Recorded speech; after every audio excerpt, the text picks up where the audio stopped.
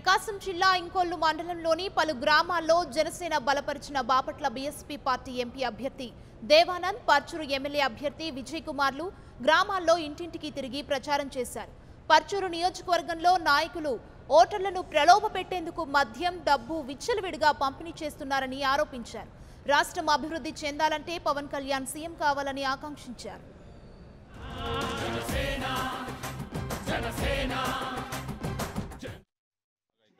కనపడుతుందండి. జనసేన పవన్ కళ్యాణ్ గారే నన్ను పిలిచి, ఇంటి దగ్గర ఉన్నటువంటి నన్ను పిలిచి, అయ్యా మేము ఎంక్వైరీ చేసాం, ప్రకాశం జిల్లాలో కలెక్టర్ గారు మంచి సేవలు ఇచ్చారు కాబట్టి వాళ్ళంతా ఇప్పటికీ మిమ్మల్ని గుర్తుపెట్టుకున్నారు, మీరు నా పక్షాన మీరు బాపట్ల పార్లమెంట్ నుంచి పోటీ చేయాలని చెప్పారు. నేను మీకోసం వచ్చాను కదా సార్, మీరు పిలిస్తే వచ్చాను అంటే, లేదు మనము ఈ ఐక్య సంఘటనలో మరి భాగంగా మరి బీఎస్పీ సీట్ అయిపోయింది పార్లమెంటు, అందువల్ల మీరు బీఎస్పీ నుంచి కంటెస్ట్ చేయండి, మేము పూర్తి సపోర్ట్ ఇస్తా ఉన్నాం. అదేవిధంగా ప్రతి నియోజకవర్గంలో జనసేన మాకు సంపూర్ణమైనటువంటి మద్దతు ఇస్తూ ఉంది, అన్ని రకాల మద్దతు ఇస్తూ ఉంది.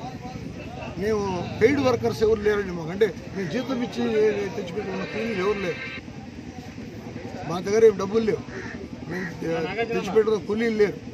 మా దగ్గర మీరు అభిమానంతో ఓటేస్తే మీకు సేవ చేస్తాం, మీకు హక్కు కలిగిస్తాం, మా చొక్కా పట్టుకుని హక్కు కలిగిస్తాం. మీరు ఎప్పుడైతే ప్రలోభాలకు లొంగి, డబ్బుకు లొంగి, మద్యానికి లొంగి, ముఖ్యంగా నా జాతి వాళ్ళు చాలా బాధిస్తుంది. ఎందుకంటే ఎప్పటికీ మనం అధికారంలోకి రాలేమా? 80% జనాభాకు మేము ప్రతినిధులు అండి. ఈ 4 పక్షాలు దేశంలో, ఈ రాష్ట్రంలో 80% ప్రజలకు మేము ప్రతినిధులు.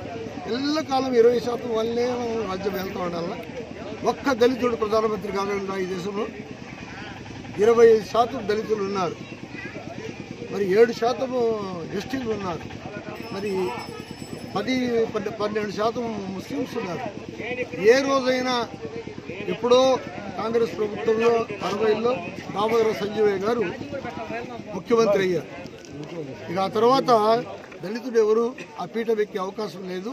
మాయావతి గారికి అవకాశం ఉంది. మన దళిత కుటుంబానికి చెందినటువంటి మాయావతి ఆమె ప్రధానమంత్రి అయితే, అదేవిధంగా పవన్ కళ్యాణ్ గారు మన రాష్ట్రానికి ముఖ్యమంత్రి అయితే, ఒకటే చెప్పి పంపించాడు మా ఇద్దరికి, అయ్యా మీరు ప్రజలను కలవండి, వారికి మన ఉద్దేశాలు చెప్పండి, వాళ్ళ అభిమానంతో ఓటు సంపాదించుకోండి. 10 వస్తారా, 20 వస్తాయా, ఈ అన్న వేస్తాడా, తమ్ముడు వేస్తాడా మాకు తెలియదు.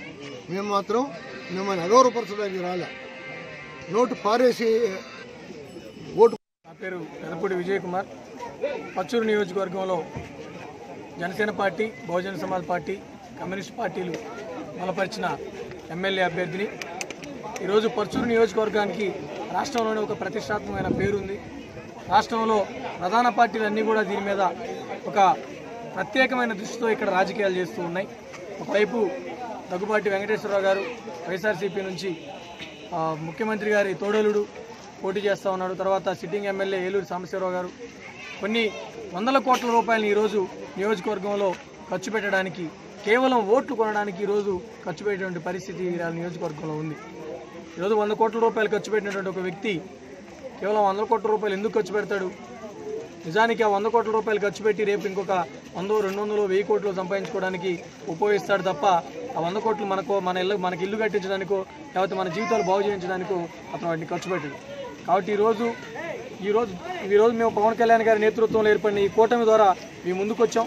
ఒకే ఒక లక్ష్యంతో ఇప్పటివరకు జరుగుతున్నటువంటి రాజకీయాలలో ఒక వినూత్నమైనటువంటి మార్పు తీసుకురావాలి, విప్లవాత్మకమైనటువంటి మార్పు తీసుకురావాలనే ఉద్దేశంతో ఈరోజు పవన్ కళ్యాణ్ గారు బహుజన సమాజ్ పార్టీతోటి, తర్వాత కమ్యూనిస్ట్ పార్టీలతోటి జతకట్టడం జరిగింది.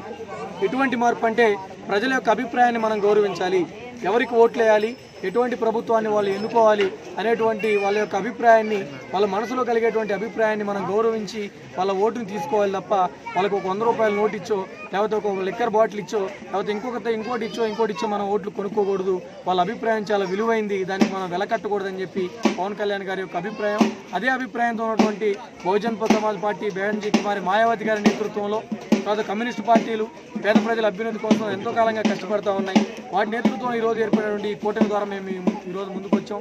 కలెక్టర్గా పనిచేసినటువంటి దేవానంద్ గారు కూడా మనకి ఎంపీగా పోటీ చేస్తూ ఉన్నారు. ఇద్దరి గుర్తు ఏనుగు గుర్తు. మీకందరికీ మనవి చేస్తూ ఉన్నాం, రాజకీయాలు మారాలంటే, మన జీవితాలు మారాలంటే, ఇప్పుడు ఎన్నికలప్పుడు మన ముందుకొచ్చి లేని నవ్వుని ముఖాల మీద పులుముకొని ఓట్ల కట్టలతోటి సారాయి సీసాలతోటి మన జీవితాన్ని కొందామని చెప్పి ఆలోచిస్తున్న ఈ రాజకీయ నాయకులకి బుద్ధి చెప్పాల్సినటువంటి తరుణం ఉంది. For more updates, please subscribe 99 TV Telugu.